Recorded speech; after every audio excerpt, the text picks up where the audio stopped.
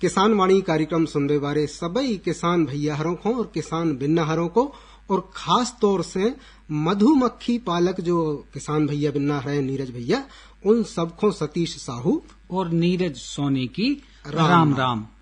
सतीश भैया, जैसी कि आपने कार्यक्रम की शुरुआत ही में हमारे सभी श्रोता भैयारों को बता दी कि आज जो है विश्व मधुमक्खी दिवस है। बिल्कुल। तो आज के अपने एक कार्यक्रम में अपन मधुमक्खी पालन से जुड़ी भाई बहुत ढेर सारी जानकारी लेके आए हैं अपने किसान श्रोता भैयारों के लाने। बिल्कुल।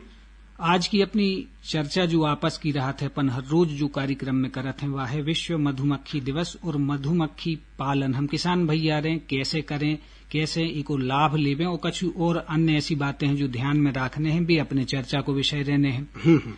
और सतीश भैया संगे संगे एक बहुत उपयोगी वार्ता हमारे सभी किसान श्रोता भैया हरें सुन है जिसमें हमारे किसान श्रोता भैयारों को जानकारी दी जे है मधुमक्खी पालन और शासकीय अनुदान जो मधुमक्खी पालन पे हमारे किसान भैयारों को मिलत है ये विषय पे। और ये विषय की जानकारी हम तक पहुंचे हैं श्री R.D. चौबे साहब जो उद्यान विकास अधिकारी हैं उद्यानिकी विभाग सागर में। बिल्कुल। और संगे संगे भैया एक प्रगतिशील किसान भैया से भी बातचीत अपन ने करी, बाबी अपन लेके आए हैं। और इन प्रगतिशील किसान भैया की विशेषता जा है कि जे भी बहुत सफलता पूर्वक जो है मधुमक्खी को पालन करत हैं। और सतीश भैया एक ही संगे संगे अपने कार्यक्रम में हर रोज जो है मौसम की जानकारी और अपने स्थानीय नाज मंडी में जो प्रमुख नाजों के भाव रहते हैं सुबह रहने ही है। बिल्कुल रहने हैं भैया। मनो अपन जो सब सुनवा है ओके पहले अपन सुने लेते हैं जे संदेश। इस कार्यक्रम के प्रायोजक हैं कृषि एवं किसान कल्याण मंत्रालय, भारत सरकार। हर जोखिम से निकल कर फसल आए, सुरक्षित हो जाए,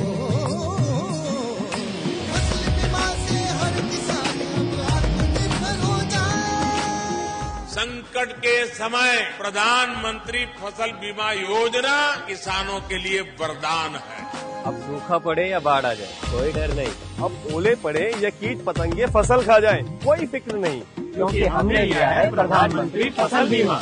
बुआई से फसल कटाई तक हर जोखिम का दावा, न्यूनतम प्रीमियम पर अधिकतम भुगतान का वादा। योजना से हर साल जुड़ रहे हैं 5 करोड़ से ज्यादा किसान। अब आपकी है बारी। नजदीकी कृषि कार्यालय, सहकारी समिति, बैंक शाखा, अधिकृत बीमा कंपनी या जन सेवा केंद्र में स्वेच्छा से करा सकते हैं पंजीकरण। फसल बीमा पोर्टल या फसल बीमा ऐप द्वारा भी कराया जा सकता है पंजीकरण। प्रधानमंत्री फसल बीमा योजना, आपकी फसलों का संपूर्ण सुरक्षा कवच। कृषि एवं किसान कल्याण मंत्रालय, भारत सरकार।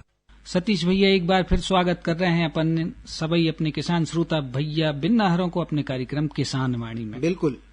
और भैया देखो कि अपन पूरी खेती किसानी की बातें जब शुरू से चल ही रही हैं तो एक खेती किसानी को गीत भी अपन जो है श्रोताओं को सुनवा देते हैं। बिल्कुल सतीश भैया, आपकी बात हम पूरी तरह समझ गए हैं और एक बहुत ही उम्दा सो अपने किसानी से जुड़ो भाव कृषि लोकगीत अपने कार्यक्रम में आज अपन लेके आए हैं जिको गा के सुना रहे हैं जयंत विश्वकर्मा। अरे धन्य धन्य है हमारे, अरे किसान भैया धन्य धन्य है हमारे, किसान भैया धन्य धन्य है हमारे, किसान भैया धन्य धन्य है हमारे।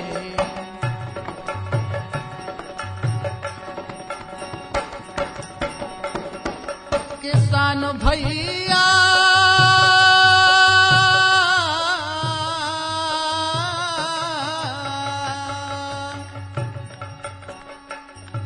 किसान भैया हो, किसान भैया धन्य धन्य है हमारे, किसान भैया धन्य धन्य है हमारे, किसान भैया धन्य धन्य है हमारे।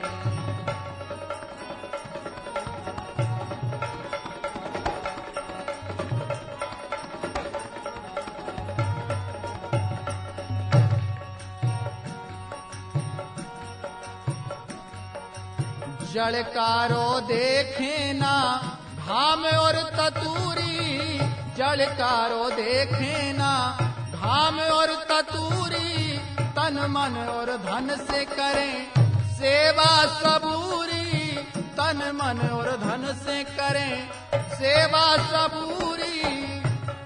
अरे सबई गाँव वारे, हाँ सबई गाँव वारे, किसान भैया धन्य धन्य है हमारे, किसान भैया धन्य धन्य है हमारे। सतीश भैया, धन्य धन्य है हमारे किसान भैया। बिल्कुल सही बात है भैया। बहुत ही प्यारे से बोल जो है आज के लोकगीत में अपन ने सुने, और निश्चित रूप से आज अपन विश्व मधुमक्खी दिवस सभी जने मना रहे हैं। तो मधुमक्खी दिवस पे मधुमक्खी पालन जो है, ई के बारे में जानकारी हमारे किसान भैया को कैसे का पहुंचो चाहिए, कैसे उनको ये विषय पे फायदा लो चाहिए, जो बहुत महत्वपूर्ण को विषय है। बिल्कुल भैया। तो एक सोच जा भैया कि मधुमक्खी दिवस जब अपन आज मना रहे हैं नीरज भैया, तो काय ने ऐसे व्यक्ति से बात करी जाए जो खुद बड़ी सफलतापूर्वक मधुमक्खी पालन करत आए हैं, अभी तक कर रहे हैं। तो यही सोच के संगे अपन ने आज एक प्रगतिशील किसान को बुलाओ है। बिल्कुल सांसी कह रहे सतीश भैया, आप हमारी बात जो है पूरी तरह पकड़ गए थे। तो जे प्रगतिशील किसान है मनोज पटेल, इनसे अपन ने बात करी, तो बात पहुंचाते हैं अपन अपने श्रोताओं तक। भैया जैसी के इतने से हमारे अक्सर बताते रहते हैं कि खेती को अगर लाभ को धंधो बनाने हैं तो के संग कछु सहायक जो काम है वे भी अपन को करने पड़े, और इन्हीं कामों में अक्सर मधुमक्खी पालन की भी अपन चर्चा करते हैं। तो आज अपने स्टूडियो में एक प्रगतिशील किसान उपस्थित है, मनोज पटेल जी।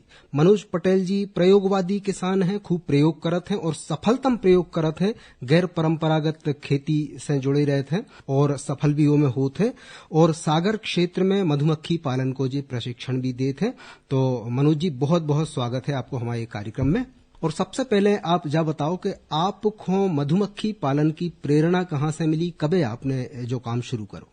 मधुमक्खी पालन की प्रेरणा मैं एक बार YouTube में प्रोग्राम देख रहा था, तो अनफॉर्चुनेटली उस समय ऐसा हुआ कि मेरे को वो देखते देखते मेरे को अच्छा लगा जी। और लगा कि क्यों मैं परंपरागत किसान हूँ, मैं चाह रहा था कि खेती में कुछ नया चीज किया जाए, क्योंकि अभी जो देख रहे हैं कि खेती बहुत लोग बोलते हैं कि घाटे का सौदा चल रहा है या घाटे में चल रही है, तो लागत बहुत ज्यादा है और लागत के अगेंस्ट में उत्पाद उतना नहीं हो पा रहा है। तो बस ये चाह रहा था कि मैं कुछ ऐसा किया जाए कि जिसमें अपना उत्पाद ज्यादा हो और लागत कम हो जी। तो देखते देखते मैं कृषि विज्ञान केंद्र में गया, वहाँ पहले से प्रोसेसिंग यूनिट लगी हुई थी, जो शहद की निष्कासन यंत्र रहता है वो पहले से लगा हुआ था, 2014 की बात है जी। तो मैंने वहाँ जो वैज्ञानिक हैं उनसे पूछा कि ये किस तरह से क्या काम करता है और किस लिए है, तो उन्होंने बताया कि ये शहद निष्कासन यंत्र है, जो मधुमक्खी पालन करते हैं उनके लिए ये शहद लाते हैं और इससे निष्कासन करके अपना प्रोडक्ट मार्केट में सेल कर सकते हैं जी। तो मैंने उनसे बोला कि सर मैं इस चीज को सीखना चाहता हूँ, मधुमक्खी पालन को, कि कैसे क्या होता है टेक्निकली जो मधुमक्खी पालन करते हैं, तो उसको ज्ञान को सीखना चाहता हूँ और करना चाहता हूँ जी। मेरा बैकग्राउंड में बी फार्मा हूँ, बैचलर इन फार्मेसी जी। हर पिता का ये वो रहता है कि मेरा बेटा जाए और बड़े पद पे रहे, कहीं कमिश्नर हो या कहीं मतलब गवर्नमेंट पोस्ट पे हो या कहीं भी हो। बिल्कुल। लेकिन मैं उन किसान भाइयों को बोलना चाहता हूं कि जरूरी नहीं है कि आप पढ़ लिख कर सिर्फ गवर्नमेंट पोस्ट को या किसी पोस्ट को ही वो करें जी। आप अपने गांव में रह के, आप अपने जगह पे रह के, अगर आप में रुचि है तो चैलेंज कर सकते हैं कि नहीं, गांव में रह के भी कुछ किया जा सकता है, जैसो कि आपने करके दिखा, जैसो अपन कर रहे हैं जी। तो बात 2017 की है। उस समय मैं भी औरों की तरह पढ़ लिख कर जॉब में चला गया था, 40,000 की जॉब कर रहा था और इंटरेस्ट लगा अपन को 2017 में कि ये करने का जी। तो मैंने 50 बॉक्स से मधुमक्खी के ये शुरुआत की थी। स्टार्टिंग में मेरे को गर्मी में 25 बॉक्स डैमेज हो गए। डैमेज मतलब इतनी तेज गर्मी पड़ी कि उसमें अपन स्टार्टिंग में नहीं कर पाए जी। तो कुछ अपनी गलतियां थी, जिन गलतियों को सुधारा दूसरे साल अपन ने और अपने मनोबल को बढ़ाया कि नहीं ये चीज नहीं करनी। तो जब मेरा शहद फर्स्ट ईयर निकला तो उसमें बेचने की कि शहद का रेट कहाँ मिलेगा, मार्केट कहाँ मिलेगा, तो ये दिक्कतें आई जी। तो रेट में फिर कृषि विज्ञान केंद्र के मार्गदर्शन में पहले तो मैंने छोटी कंपनियों और बड़ी कंपनियों को अपना प्रोडक्ट सेल किया। अच्छा। रॉ फॉर्म में, रॉ हनी के में, कच्चा शहद। जी।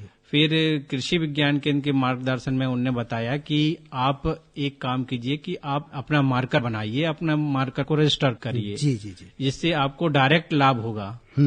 तो 2018 में मैंने अपना प्रोडक्ट के लिए रजिस्ट्रेशन कराया, जिसको बुंदेली हनी के नाम से रजिस्टर कराया। बुंदेली हनी इसलिए कि मैं चाहता था कि बुंदेलखंड की कुछ पहचान बने, इसलिए बुंदेली हनी उसका नाम रखा गया। जी जी जी।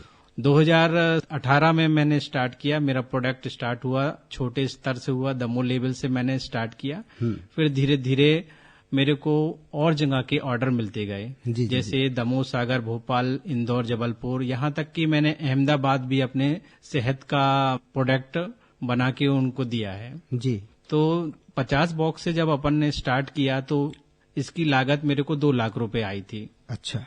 तो मनोज जी, हम यही जानना चाह रहे थे कि सबसे पहले अपने देखो किसान ऐसे जोखिम उठाव नहीं चाहत, ओके दिमाग में जो प्रश्न आते हैं कि बाजार जो है कहाँ मिले हो चीज को, तो जा चीज तो आपने स्पष्ट कर दी कि बाजार हमने कहाँ तलाशो। और एक बाद आपने जो पेटी की बात करी, तो ये पेटी का होत है मधुमक्खी की? पेटी मतलब जिसमें मधुमक्खी पालन करते हैं। एक पेटी जिस तरह से बोलते हैं छत्ता लगा हुआ है पेड़ पे, तो एक छत्ता मतलब एक उसका जो फ्रेम रहता है वो कहलाता है। इस तरह से उसमें 8 से 10 छत्ते अपन लगा सकते हैं मधुमक्खी के, और उसमें उनकी जनसंख्या बढ़ती जाती है, और जैसे 6 छत्ते पे मक्खी है तो बढ़ते बढ़ते 10 छत्ते पे हो जाती है। तो मतलब फिर पेटियों की संख्या भी वो के हिसाब से बढ़ाने पड़ती है? पेटियों की संख्या उस तरह से बढ़ती जाती है अपनी। जी जी। जैसे पहले साल अपन ने अगर 50 बक्से से स्टार्ट किया है तो अगले साल यही 70 से 80 बक्से हो जाएंगे, और अच्छी तरह से करेंगे तो 100 बक्से भी हो जाएंगे। जी। अच्छा, बक्से भी सेल होते हैं, तो जैसे शहद सेल कर रहे हैं उसी तरह से इनकी कीमत रहती है। एक बक्से की 4000 से 6000 के आसपास कीमत रहती है। जी। अच्छा, एक तो मनोज जी आपने सामग्री में बता दे बक्सा के अलावा यदि हम मधुमक्खियों के आहार की बात करें तो उनके आहार के रूप में का इस्तेमाल करो जाता है? आहार के रूप में मधुमक्खी अपने जो शहद लेके आती है वो फूलों से लेके आती है। मधुमक्खी 2 चीज पे निर्भर रहती है। पहला तो हो गया शहद जो अपने फूलों से लेके आती है, दूसरा हो गया पराग।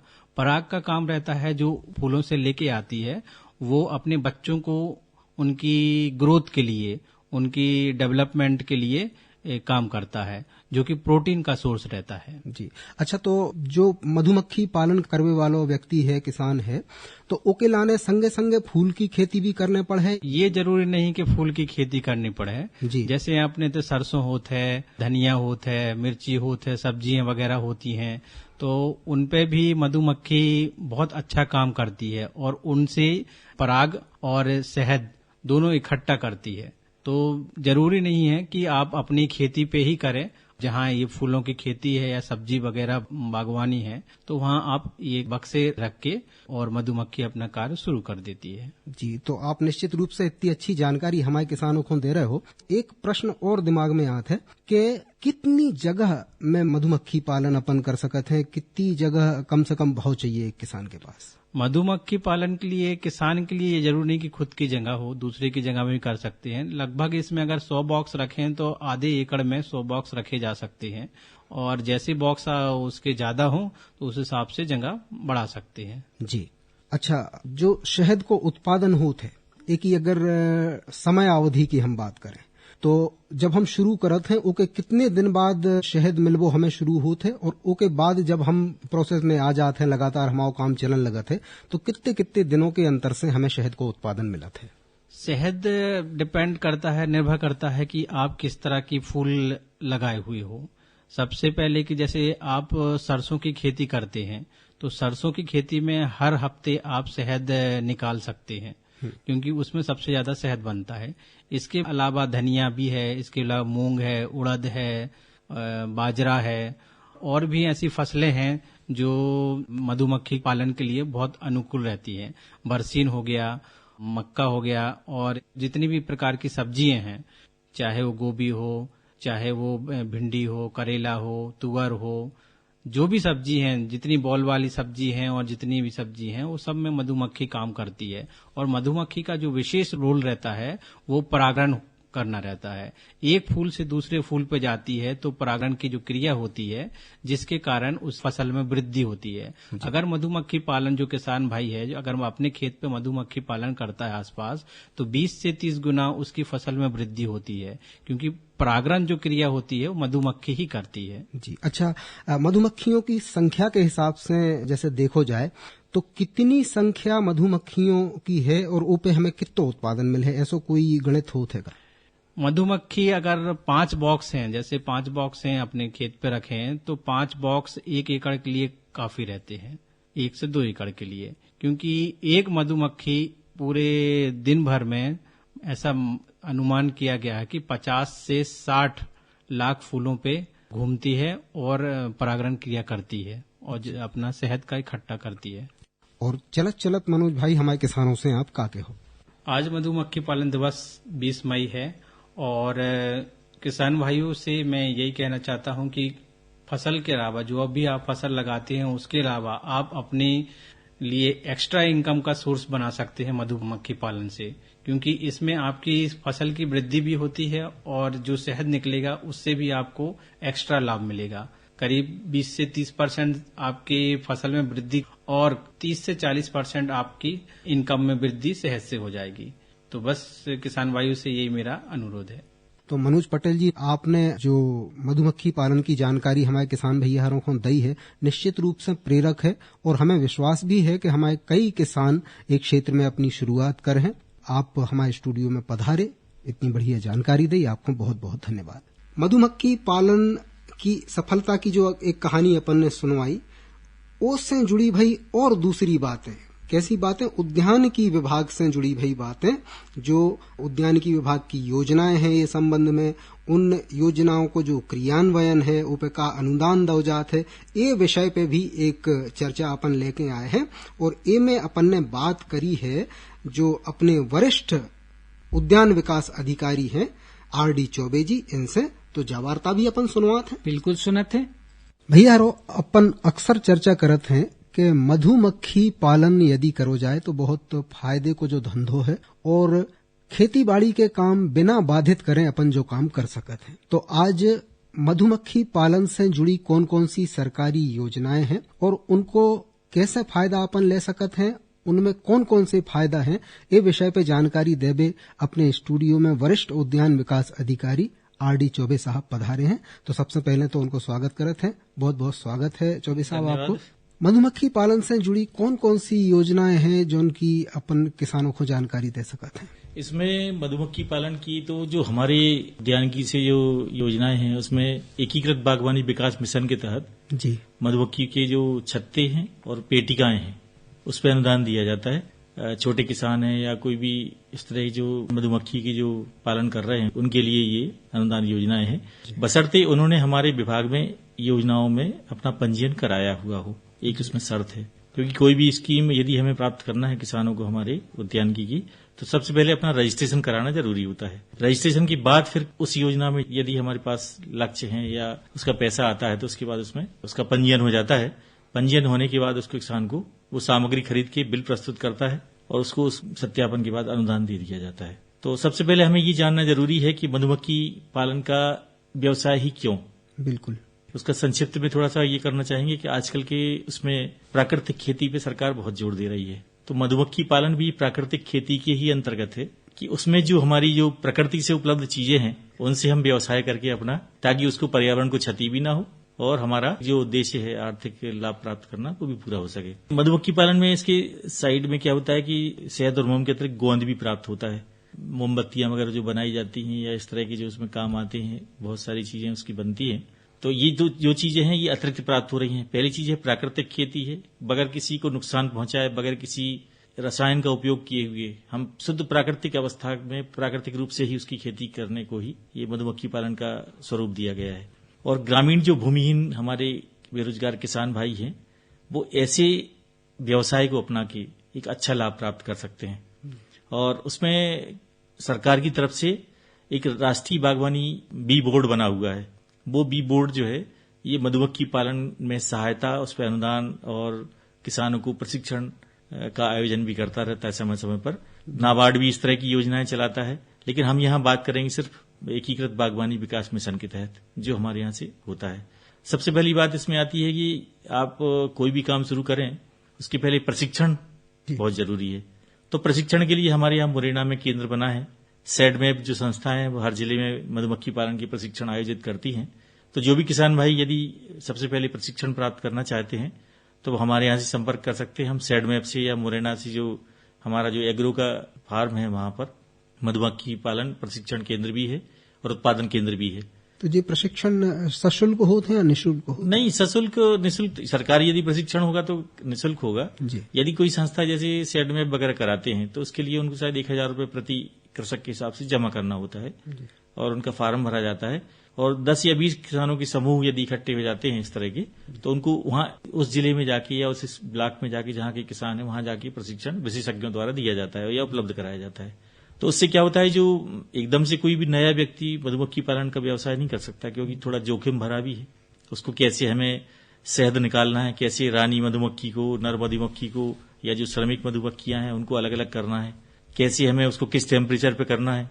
तो नवंबर महीने से इसकी जो है वो शुरू होती है प्रक्रिया और लगभग ये बसंत ऋतु के समापन तक चलती रहती है। इसमें जो किसान भाई ज्यादातर अपने यहाँ जो लगाते हैं मधुमक्खियों का जो पालन करते हैं, तो इसकी 4 किस्में हैं। 4 किस्मों में से एक छोटी मधुमक्खी आती है, इसका हमारे यहाँ ज्यादा उपयोग नहीं होता है। भैरो या पहाड़ी मधुमक्खी जो पहाड़ों में होती है अक्सर कर, एपिस डोरसा उसको कहते हैं। और देसी मधुमक्खी जो आती है एपिस रिसाना इंडिका, ये भी किस्म हमारे यहाँ खूब लगाई जाती, मतलब किसान भाई उसका करते हैं पालन। और इटालियन या यूरोपियन या एपिस मेलिफोरा के नाम से जाती है, ये मधुमक्खी सबसे ज्यादा शहद का उत्पादन देती है। तो इसकी जो हम पालन करेंगे तो इससे जो है हमें एक परिवार से 50 किलोग्राम शहद प्राप्त हो जाता है। तो अपने तक की जलवायु या अपने तक की तापमान की बात करें तो होते बा वाली किस्म। हाँ, ये वाली किस्म जो है आसानी से, मतलब ज्यादातर इसी का उपयोग होता है जी। देसी मधुमक्खी का, ये इटालियन या यूरोपियन एपिस मेलिफोरा का जी। तो इस मधुमक्खी की खास बात ये होती है कि ये जो शहद के उत्पादन में मात्रा इसकी अच्छी निकलती है।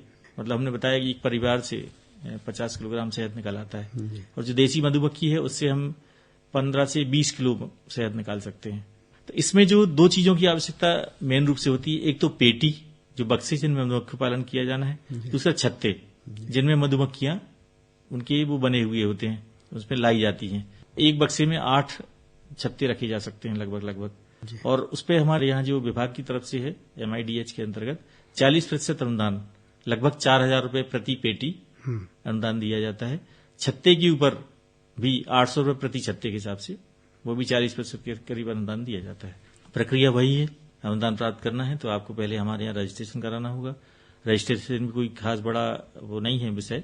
उसमें किसान अपना खसरे की नकल, आधार कार्ड, पासबुक की कॉपी और अपना मोबाइल नंबर जो वो स्वयं रखता हो, इनको लेके किसी भी कियोस्क सेंटर पर या ऑनलाइन की जो शॉप खुली हुई है उन पर जाके पहले रजिस्ट्रेशन कराए। और हमारे यहाँ जब मधुमक्खी पालन में जो आवेदन करेंगे तो पोर्टल पर हमारे यहाँ उसके राशि या लक्ष्य उपलब्ध होने चाहिए, तब जाके रजिस्ट्रेशन के बाद उसको हम उस स्कीम में लाभ दे सकते हैं। और लाभ लेने के लिए पहले स्वीकृति पत्र जारी होता है। स्वीकृति पत्र जारी होने के बाद किसान को वो पेटिकाएं या मधुमक्खी की जो छत्ते हैं वो वहां से क्रय करना होते हैं जो संस्थाएं देती हैं। और इसमें एक प्रशिक्षण का प्रमाण पत्र लगता है राष्ट्रीय बी कीपिंग बोर्ड का जी। वो प्रशिक्षण प्राप्त होना जरूरी है और उनकी बगैर प्रशिक्षण प्राप्त किए अनुदान राशि नहीं दी जाती, क्योंकि बगैर प्रशिक्षण प्राप्त किए ये काम करना संभव भी नहीं है। तो ये इस तरह की है, 40% कुल अनुदान है इसमें। और यदि कोई किसान भाई हमारे बृहद स्तर पर काम करना चाहते हैं तो उसको राष्ट्रीय बी बोर्ड की तरफ से या नाबार्ड की तरफ से या NHB की तरफ से प्रोजेक्ट बेस्ड भी 40% सब्सिडी उनको भी मिलती है। जैसे मान लीजिए किसी किसान भाई ने 10 लाख का प्रोजेक्ट तैयार किया है तो लगभग 4 लाख रुपए का उनको सहायता पेटी और छत्ते के लिए मिल जाती है। और इसमें खास बात यह है कि उन क्षेत्रों में मधुमक्खी पालन होता है जहां पर जैसे मुरैना तरफ सरसों की खेती ज्यादा होती है जी, परागण की समस्या नहीं होती वहां पर, वहां से पेटिकाएं लेके किसान वहां से खरीद के भी ला सकते हैं। हमारे यहाँ जैसे जिन क्षेत्रों में ज्यादा जंगल है, जंगल के समीप हमारा किसान भाई का खेत है या वहां पर आसपास कोई घर बना हुआ है उसका, तो वहां पर जहां ज्यादातर मौसम में फूल खिले रहते हैं तो उनकी आसपास इसको मधुमक्खी का पालन करना नितांत आवश्यक है, अन्यथा आप किसान भाइयों को सफलता प्राप्त नहीं होगी। अच्छा, आपने जो चौबे जी यह बात बताई कि पंजीयन करा वो जरूरी है और पंजीयन के बाद लक्ष्य हो वो जरूरी है जब वो के लाने फायदा मिलता है, उसके लिए किसान को परेशान होने की आवश्यकता नहीं। यदि हमारे पास आवेदन आते हैं तो उसकी मांग भी कर लेते हैं और मिल भी जाते हैं आसानी से, क्योंकि इस क्षेत्र में अभी जागरूकता का थोड़ा सा अभाव है। तो उसमें सिर्फ किसान के जितने आवेदन आएंगे और वो आएगा हमारे पास कि सब हम मधुमक्खी पालन से संबंधित हमें चाहिए, तो उसको मांग करने पर वो लक्ष्य भी प्राप्त हो जाते हैं। लक्ष्य प्राप्त होने से क्या होता है कि पोर्टल पे जब आपका रजिस्ट्रेशन होता है तो आपका उसमें योजना जुड़ जाती है जी। योजना जुड़ने के बाद स्वीकृति होती है, विकासखंड स्तर से दस्तावेजों का सत्यापन होता है। सत्यापन होने के बाद स्वीकृति आदेश हमारे जिला स्तर से ऑनलाइन भी जारी हो जाता है। किसान अपने पोर्टल पे या अपने आईडी पासवर्ड जो बना होता है उस पर भी खोल के देख सकता है। और स्वीकृति आदेश के बाद जब वो क्रय कर लेता है तो उसके देयक, बिल और देयक और जो सामग्री उसकी आती है बिल के साथ में वो सब प्रस्तुत करता है। उसका सत्यापन कराया जाता है कमेटी के द्वारा। सत्यापन करने के बाद ये पाया जाता है कि हाँ ये किसान सही ढंग से मधुमक्खी पालन कर रहा है, इसके पास सब व्यवस्थाएं उपलब्ध है, तो बस उसको अनुदान राशि आवंटन के आधार पर उपलब्ध करा दी जाती है। अच्छा, और जो 40% अनुदान वाली आप बात कर रहे हो, इसके अलावा और भी कोई बड़े किसान यदि कोई करना चाहे या कोई हमें चाहे कि बड़े बृहद स्तर पे करना है इसको जी, तो उसके लिए फिर प्रोजेक्ट आधार पे यानी परियोजना बना के किसान सबमिट करेगा जी। उसमें बैंक लोन की आवश्यकता भी होती है, बैक एंडेड सब्सिडी उसमें मिल जाती है, उसमें भी 40% सब्सिडी है। जितने का प्रोजेक्ट होगा उसका 40% या जो भी निर्धारित है उससे जो भी कम होगा वो उसको प्राप्त होगा जी। तो देखो भैया यार, कितनी अच्छी बात है कि एक तो जो लाभ को धंधो भी है, उसके अलावा सरकार भी आपको में 40% तक अनुदान देते है। तो निश्चित रूप से हमें आशा है कि आप इतर पे गौर कर हो और अपनी खेती को मधुमक्खी पालन करके बढ़ावा दे हो। तो आज हमारे स्टूडियो में पधारे थे वरिष्ठ उद्यान विकास अधिकारी आर.डी. चौबे जी, उनने इतनी अच्छी जानकारी दी, एक लाने उनको बहुत बहुत धन्यवाद। तो देखो नीरज भैया, चौबे जी ने पूरी प्रक्रिया बता दी कि मधुमक्खी पालन के लाने अपन सरकारी योजनाओं और उनसे जुड़े अनुदानों को कैसे फायदा ले सकते हैं।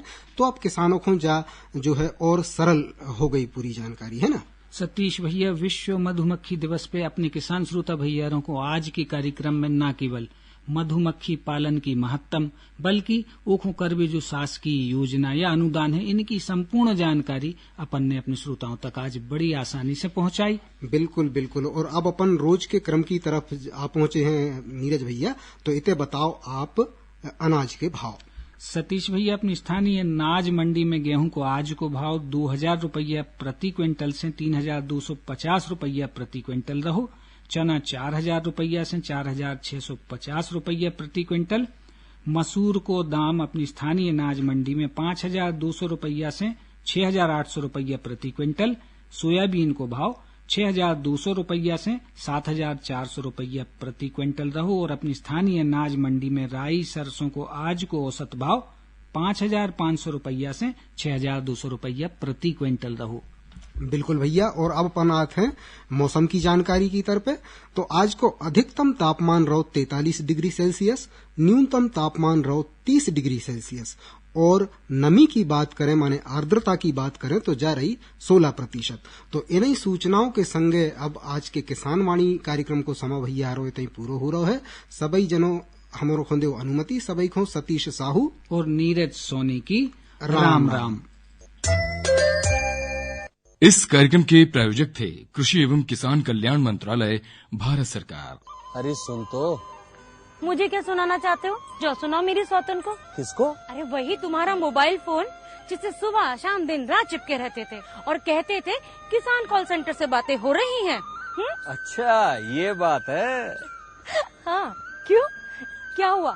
अब बात नहीं होती क्या? अब तो झट से बात हो जाती है। ऐसा क्या? हाँ, अब तो ज्यादा लाइनें और खास तकनीक के कारण खेती के माहिरों से तुरंत बात हो जाती है। और अगर कभी लाइन व्यस्त हो तो अपनी समस्या फोन पर रिकॉर्ड करा दो, वहाँ से फोन आ जाता है और समस्या की हल का मैसेज भी आ जाता है। ये देखो आ गया। अरे वाह, इसका मतलब इंतजार की घड़ी अब खत्म। हाँ, तभी मैं सोचूं कि आजकल मुझ पर इतना प्यार क्यों आ रहा है।